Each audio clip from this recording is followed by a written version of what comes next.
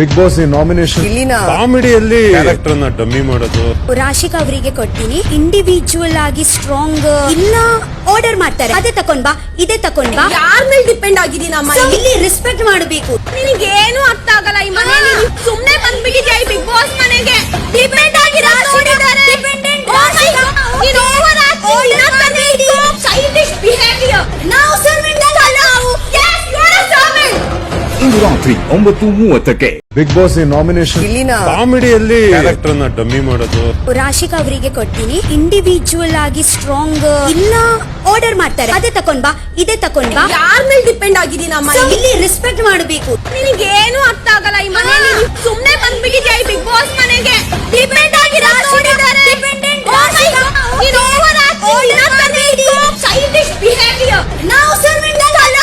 Yes, you are a servant.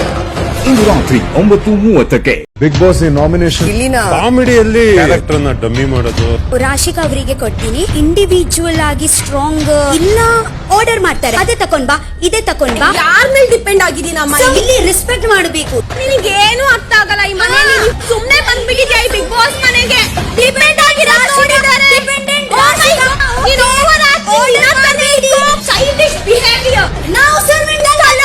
Yes, you are a servant. ಇಂದು ರಾತ್ರಿ 9:30ಕ್ಕೆ